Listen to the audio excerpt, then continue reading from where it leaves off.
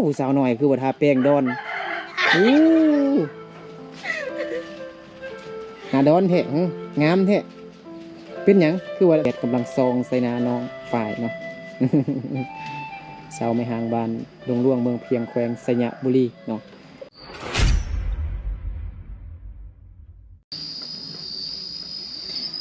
สบายดีพี่น้องหมดสุขูสุคนทีเคารพฮักแพงเด้อยินดีตอนรับเข้าสู่สองเบานึกเผาปลายเส้นเก่าเส้นเคยเนาะตอนนี้เบานึกอยู่บ้านดงหลวงเมืองเพียงแขวงสยบุรีสปป.ลาวเหนือเนาะจุดประสงค์ของคลิปนี้ก็คือเบานึกจะมาสัมภาษณ์ผู้สาวงามๆทุกคนเนาะผู้สาวเมืองเพียงทุกคนแต่เป็นเศร้าไม่ห่างเนาะเพิ่นเนาะเศร้าไม่ห่างหรือว่าแม่ของสาวไม่ห่างนะอยากให้เบานึกหาผู้บ่าวให้ว่าซั่นเนาะติดต่อผู้บ่าวใหม่ให้เนาะเพราะว่าโสดมาโดนแล้วทุกคนเนาะโสดมาโดนนะตั้งแต่เลิกกับแฟนนะเลิกกับผัวนะตั้งแต่ปะผัวก็โสดมาโดนเนาะตั้งแต่อยากมีผู้บ่าวหรือว่านุ่มเนาะมาหักษาแผลใจว่าสั่น ตอนนี้ก็บ่าวนึกก็นั่งอยู่นำน้องเพื่อนเนาะจักเป็นน้องจักเป็นเอื้อยอย่างบ่ฮู้เถอะเนาะยังบ่ได้ถามนามถามชื่อถามอายุอาชีพเฮ็ดในหยังหั่นนะเดี๋ยวเราไปลงรายละเอียดนำน้องเพิ่นเนาะโอเคสบายดีโดยสบายดีอยู่บ่เจ็บบ่ไข้บ่ หยอกเนาะได้ยินว่าแม่ว่าน้องเป็นสาวไม่ห่างกันบ่แม่น100%บ่100%ว่าซั่นน้องเว้าแห้งกันเลยเดี๋ยวเขาจะมาถามชื่อน้องก่อนเนาะน้องชื่อว่าจังได๋ก็ชื่อฝ้ายบ่ฝ้ายมีไม้โทรบ่มีเนาะมีเนาะฝ้ายเนาะชื่อฝ้ายเนาะโอ้ชื่อคือว่าม่วนแท้เนาะคนก็เป็นตาฮักตาแพงพี่น้องเนาะน้องฝ้ายอายุจักปีแล้ว21 ปีอ๋อ21 ปียังเป็นน้องอาอยู่เนาะเบานึกเหมือนสาว6 ปีแล้วทุกคนเนาะเริ่มเท่าแล้วได้30 ปียังเจียวว่าซั่น เอามื้อนี้คือบ่เห็นแม่น้องอยู่เฮือนได้ไปซะแม่ไปจังไปโรงหมอเขาเป็นหยังแม่เป็นหยังเจ็บท้องเจ็บเป็นเจ็บท้องอันใดท้องน้อยบ่แม่นคือท้องน้อยอ๋อไปนำพ่อบ่แม่นได้ยินกับบ่แม่นแม่แท้แม่นบ่แม่เลี้ยงเนาะแล้วแม่เกิดพอเกิดน้องแท้ๆอยู่สาตอนนี้เสียหมดแล้วเสียทั้งพ่อทั้งแม่นะอ๋อแล้วเป็นแม่เลี้ยงเนาะมารับเอามาเลี้ยงแม่นบ่อ๋อแล้วพ่อแม่เสียตอนน้องอายุจักปีน้องจื้อบ่น้องจำได้บ่ตั้งแต่น้อยเนาะจักปีซั่นประมาณจักปีบ่จำความเท่าไหร่จังได๋ยังบ่ฮู้ความเท่าบ่แม่มาเลี้ยงกันได้ประมาณ 7-8 ปีอ๋อบรรยากาศอยู่บ้านเนาะทุกคนเนาะน้องก็อยู่นำแม่เลี้ยงเลยเนาะขายขนมเนาะนี่เพื่อนของน้องเนาะน้องฝ้ายเนาะอายุ21 ปีเนาะสาวไม่ห่างว่าเป็นสาวไม่ห่างน้อยเนาะใหญ่แล้วเนาะ18 ปีขึ้นไปเขาว่าใหญ่แล้วนะเป็นผู้ใหญ่แล้วเนาะน้องเพิ่นอยากให้เบานึกหาผู้บ่าวให้เด้เนาะถ้ามีผู้บ่าวทางฝั่งไทยสนใจเด้น้องสนใจอยู่บ่มักอยู่บ่ไปมีมักอยู่ว่าซั่นเนาะแล้วถ้าสมมุติผู้บ่าวอายุหลายหั่นเด้รับได้อยู่บ่น้องรับได้อายุประมาณเท่าใดผู้บ่าวนะตัวอย่างเนาะเดี๋ยว20ลงบ่หรือ30หรือ40ลงหรือว่า50หรือว่า60ลงนะหรือว่าบ่จำกัดเลยอายุนะหรือจังได๋แม่นเข้ามาเอาประมาณนะอ๋อสันเรื่องอายุนี่บ่จำกัดแม่นบ่แม่นค่ะดูแลเฮาได้เนาะแม่นบ่แม่นเฮาก็รับได้หมดทุกอย่างแม่นบ่ต้องเป็นคนดูแลเฮาได้เนาะน้องยังบ่ได้ถามเถอะมีลูกจักคนเนาะ มีลูกคนเดียว ผู้เดียวจักขวบจักปีหรอ ได้2 เดือนปลาย บ่ฮอดปีหั้นเนาะ2 เดือนปลาย แม่น อ๋อยังซั่นก็ วันที่3มีเขาได้3 เดือนเนาะ อ๋อวันที่3เนาะมื้อนี้ก็วันที่2มื้ออื่นเนาะ แม่น มื้ออื่นก็พอดีลูกน้อยเนาะลูกของน้องฟ้ายก็ได้พอดี3 เดือนเนาะเต็มเห็นบ่ แม่น อืมอีกตื่ม3 เดือนก็กินข้าวได้เลยได้เนาะเด็กน้อยเห็นบ่6 เดือนบ่กินข้าวได้แม่นบ่เลยจังได๋ ก็3 เดือน 3 เดือน ก็3 เดือนไปกิน นะ3 เดือนปลายกินเหรอโอ้ถือว่าเก่งแล้วเนาะน้องฟ้ายเนาะตั้งแต่น้องเลิกกับแฟนหรือว่าปะหัวได้จักเดือนเหรอจืออยู่บ่ เดือน8 ฮะมองแหง เดือน พอดีบ่มีใหม่เด้อ ฮะ แต่เดือน8มา แต่เดือน8นะ แม่น จักเดือนสักลองนับบ่เนาะเดือน8 8 9 10 11 12เดือน1เดือน2เดือน3เดือน4เดือน5เห็นบ่ แม่น ตอนนี้เดือน5กะ10 เดือน10 ปลายเดือนเนาะ11 เดือน10 เดือนผู้กระโดดเนาะเกือบสิฮอดปีแล้วเนาะแม่นบ่ แม่น แล้ว บ่ได้โทรหากันบ่ได้ส่งข่าวหยังบ่ บ่เลยส่งข่าวมา ผัวอยู่บ้านใด ลงแต่ก่อนนักเขียนบรรณาดนข่าว อ๋ออยู่แขวงสวรรณเขตพุ่นนะ แม่น โอ้เป็นแขวงที่ดินแดนกว้างใหญ่ให้คนเนาะที่ใหญ่ที่สุดของประเทศลาวเนาะสวรรณเขตเอาผัวอยู่ใกล้แห้งเนาะย้อนเอาผัวอยู่ใกล้ที่จึงไปกันบ่รอดอันนะ แม่นอย่างเขาก็ไม่เห็นสภาพเขาถูกได้เขา ฮะ แบบว่าเขาไม่เห็นสภาพมันแบบว่า เขาทุกข์ แม่น อ๋อ เขาจะ ผัวนะ แม่น เขาเบิ่งสภาพบ้านเฮือนเฮาแล้วมันลำบากกันบ่ แม่น เราทุกข์จนเราเขาจึงปะมันบ่กะบ่ได้ทุกข์ยากบ่ได้ลำบากนะเฮือนอยู่ก็มีเด้เนาะขายขนมเสียบๆอยู่นี่ แต่ก็ถ้าก็เปิดร้านใหม่บ่แม่เนาะแม่เลี้ยงมันบ่ แม่ อื น มแล้วน้องฟ้ายเพิ่นได้บ่ได้เฮ็ดไร่เฮ็ดนาบ่เฮ็ดสวนบ่ แต่เห็นอยู่ ฮะเฮ็ดอยู่ แม่น เฮามีดินดอนต้นหญ้าหลายบ่ ก็บ่หลาย บ่หลายเฮามีนาบ่มีนาบ่มีไร่บ่มีสวนบ่ มีน้ำมี ฮะ มีน้ำมีหาย มีอยู่ อืม อ๋อ หายของก็จะเมเรียก เขาไม่เลี้ยงเนาะ หายส่วนตัวก็มีอยู่ เท่น่ะอยู่ใส่อยู่ทางไหน อยู่ทางนาดู นาดูพุ่นนะ แม่น อ๋อแล้วตอนนี้เฮ็ดอยู่บ่ อันนั้นก็เป็นดินงานห้าง ใส่อยู่นี่บ่นี่บ่ แม่น คันได้แฟนมานี่ได้ผู้บ่าวใหม่มานี่ต้องได้อยู่นำเนาะมีดินนั่นก็มีเนาะดินปลูกเฮือนเนาะดินให้ดินนาก็มีเนาะน้องนะฮักสดใสทุกคนเนาะ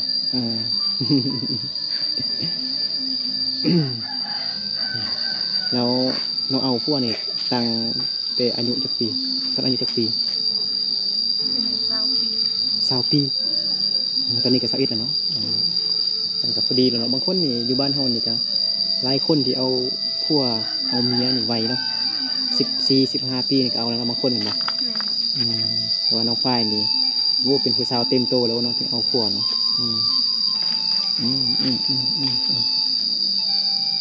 ตอนนี้คือแบบโสด100%เหมือนบ่ แม่น ต้องการอยากให้มีคนมาดูแลหัวใจ น้องฝ้ายเนาะแบบผู้บ่าวฮันแท้แบบบ่จำกัดเนาะอายุเนาะอายุเนาะแล้วถ้าสมมุติถ้ามีผู้บ่าวทางไทยอย่างนี้แบบเพิ่นอยากถ้าสมมุติเพิ่นสนใจน้องแล้วอยากให้น้องไปอยู่นำทางฝั่งไทยนะน้องอยากไปอยู่บ่แบบกับบ่ได้อยู่พุ่นตลอดแบบก็เที่ยวไปเที่ยวมาหั่นน่ะมักนั่นบ่ตามสมัครใจน้องเนาะ แม่น อยู่บ่มักไปอยู่ไทยบ่ไปเที่ยวไทยบ่ ไปเดี๋ยวมาเที่ยวอยู่ นะถ้าสมมติผู้บ่าวแบบอยากให้น้องไปอยู่น้ำพุ่นนะแบบเขาเฮ็ดเฮือนอยู่พุ่นเนาะไปอยู่น้ำสินะไปอยู่น้ำเพิ่นบ่ อันนี้ยังไม่ได้ทำเลย อ๋อในท่าแม่ก็เนาะแม่บ่มาจากของหม้อเถอะเนาะ แม่น อ๋อแล้ว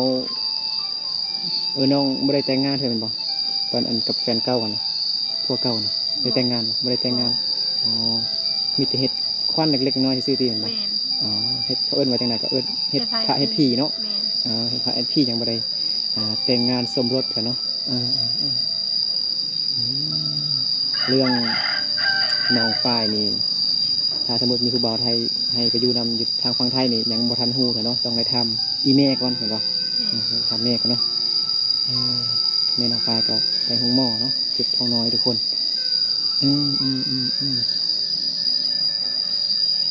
ถ้ามีผู้บ่าวทางฝั่งไทยคนสนใจ แล้วถ้าสมมติอยู่พุ่นก็ทิ้นอยู่นี่ก็ได้ค่ายเนาะ โอ้เดี๋ยวอุ้มลูกน้อยไปพุ่นเอาเนาะถ้ามันไปอยู่พุ่นนะ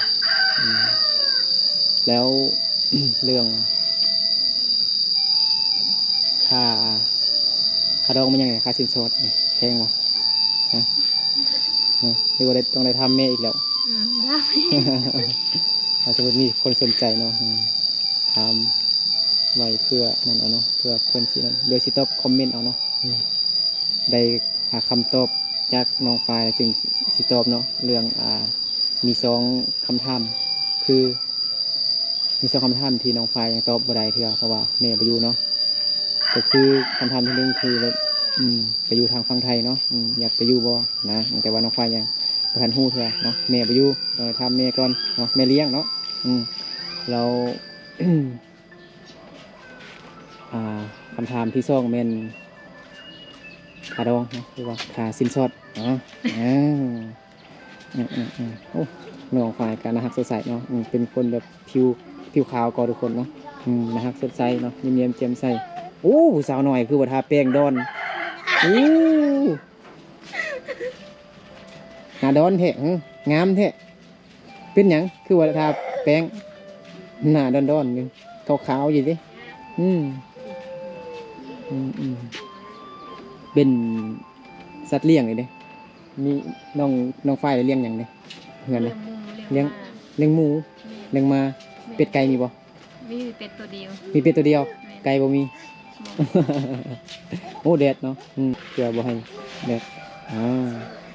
ก็ตอนนี้ก็เวลาจังโมง4 โมงบ่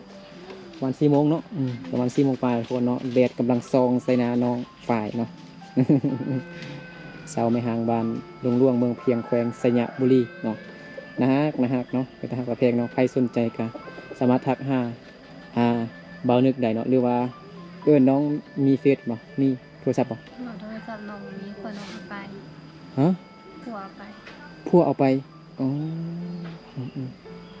พวกเอาไปตอนนี้คือบ่มีโทรศัพท์เฮ็ดจังไดติดต่อหาผู้บ่าวมีแต่ทักหาเบานึกกันแหละทุกคนเนาะถ้าใครสนใจเนาะสำคัญคือแบบเรื่องอายุนี่แบบโบจำกัดเลยเนาะแมันบ่ผู้บ่าวเนาะถ้าเขาหักเขาเนาะก็หักเขาแมันบ่ แม่น 60ก็เอาเนาะ 60จังเจียว คันโบจำกัดอายุเด็กก็จักปีก็สิเอาเลยเนาะโอเคเนาะมื้อนี้ก็บ่ได้ออกไปทางไกลเนาะไปถ่ายคลิปทุกคนเนาะพอดีมื้อเช้านี่ก็บ่นึกมาซื้อขนมเนาะพอดีตอนนั้นก็ตอนเช้านี่กับแม่น้องฝ้ายก็ยังอยู่เงินเนาะก็แม่เลี้ยงน้องฝ้ายก็ว่าอันบ่นึกคือบ่สัมภาษณ์ลูกสาวนี่เด้ลูกสาวบ่มีมันก็ผัวมีปะเนาะเลี้ยงลูกอยากให้มีผู้เลี้ยงลูกว่าซั่นแม่นบ่บ่มีผู้เลี้ยงดูแลลูกเนาะผู้หญิงหรือผู้ชายลูกนะ ใช่ ผู้ชายเนาะผู้ชายใหญ่มานี่คือสิหล่อสิงามคืออันแม่เนาะ น้องฝ้ายเบิ่งแล้วคือแม่เลยคือพ่อลูกนะอ้ายก็บ่เคยเห็นน้าอัน บางคนก็ว่า ผัวนะ คือลูกบางคนก็คือพ่อ คือพ่อ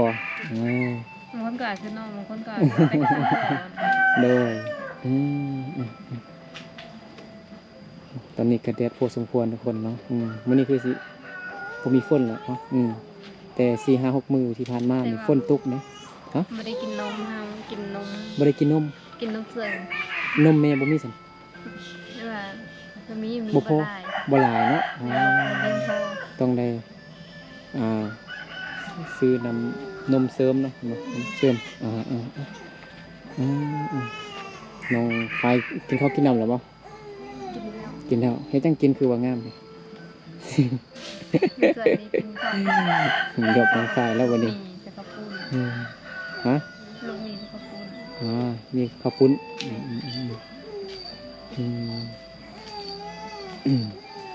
มื้อนี้คือว่าชาวบ้านคือว่ามิตรจิรีเนาะเอาไปให้ไปส่วนบ่ แม่น เนาะ เขาเรียกให้เดินสวน บางคนก็ไปนอนอยู่ให้อยู่ส่วนอยู่เถียงนาพุ่นเนาะปีนี้ก็เฮ็ดนาอยู่บ่บ่ได้เฮ็ด เฮ็ดอยู่ปีนี้ เฮ็ดอยู่แต่ละปีได้หลายบ่ได้จักเป่า แต่ละปีกันนี่ก็ได้18 19เป่านี่ อ๋อ ก็ได้ 10ปลายเป่าเนาะ10กว่าเป่า ปีกายได้20 10กว่าเป่าทุกคนเนาะ20หรือว่า20กว่าเป่าเนาะก็คุมอยู่บ่หรือว่าได้ยังได้ซื้อข้าวกินอยู่ จะช่วยกัน ได้ซื้อกินเนาะได้ซื้อกินได้เนาะนั่นแหละพี่น้องเอ้ยเนาะใครสนใจก็ทักมาทางเฟซบ่าวนึกก็ได้เนาะเดี๋ยวบ่าวนึกจะเอาเฟซเอาID ไลน์เนาะไลน์ ID แล้วก็เป็นเบอร์โทรเนาะคือหน้าจอทุกคนถ้าใครสนใจก็ทักมาหาบ่าวนึกก่อนก็ได้เนาะเพราะว่าโทรศัพท์น้องฝ่ายยังบ่ทันมีเถื่อเนาะมีแต่ว่าทั่วเอาไปเป็นบ่ได้10ปลายกว่าเดือนแต่ว่าเนาะ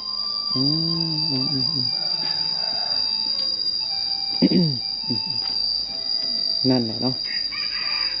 แต่ถ้าสมมุติถ้ามีอันผู้บ่าวมาสนใจเนาะมาร่วมกัน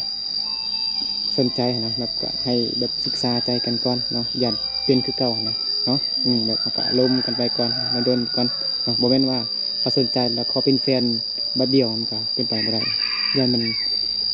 เป็นแบบคืออันพวกเก่าเนาะยันบางทีเขาก็ฮู้หน้าแต่บ่ฮู้ใจมันยังนะเราก็ต้องได้ลมไปก่อนศึกษาใจกันไปก่อนนะถ้ามีหนุ่มใดหรือว่าผู้บ่าวคนใดเนาะสนใจเนาะบอกว่าหนุ่มไทยหนุ่มลาวเนาะผู้บ่าวไทยผู้บ่าวลาวเวียดนามจีนเนาะแต่ว่าเวียดนามจีนเนี่ยอาจจะเบิ่งภาพได้อยู่แต่ว่าบุฮูว่าเฮาเว้าหยังหั่นเนาะเขาบุฮูภาษาเฮาเลยมีแต่ทางฝั่งไทยหั่นล่ะเนาะNCบ่นึกหลายที่สุดก็คือทางฝั่งไทยเนาะพี่น้องทางฝั่งไทยเนาะหลายที่สุดแหละ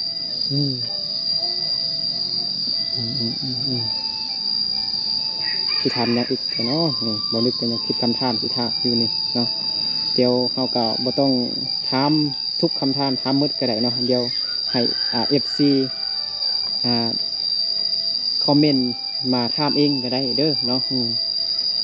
ก็สิสำนั่นเลยเนาะก็คือตอนนี้ก็คือแบบสด100%เนาะถ้ามีผู้บ่าวสนใจหันผู้บ่าวนั้นแบบ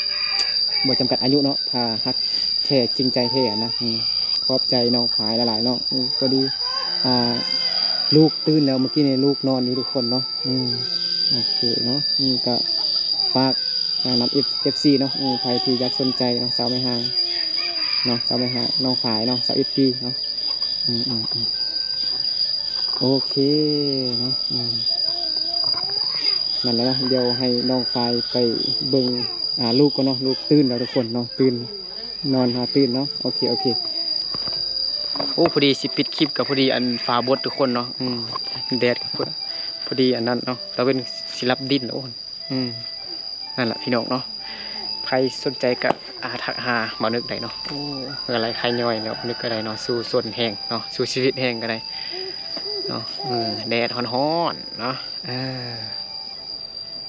กับน้องฝ่ายก็เลิกกับ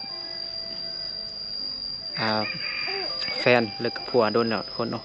เกือบสิฮอดปีแล้วทุกคนเนาะตอนนี้ก็คือน้องฝ่ายว่าโสด100%เนาะถ้าใครสนใจก็ทักหามานึกได้เนาะเรื่องผู้บ่าวนะเรื่องอายุเนาะบ่จำกัดทุกคนเนาะถ้าผู้ใดแบบจริงใจแท้นะฮักแท้นะบ่ทิมบ่ปะบ่ปล่อยอันน้องเพิ่นเนาะก็เพิ่นก็สิฮักเนาะน้องเพิ่นก็สิฮักเนาะ โอเคเนาะเอาสำหรับคลิปนี้ก็บ่าวนึกก็ขอลาพ่อแม่พี่น้องหมดสุขคนไปก่อนแล้วเจอกันในคลิปต่อไปเนาะโอเคสบายดีเนาะขอบใจ FC ทุกคนเนาะที่เข้ามาเบิ่งคลิปมาดึกเนาะแต่ต้นจนจบเนาะแล้วก็ขอบใจFC ทุกคนที่บ่ข้ามโฆษณาเนาะโอเคสบายดี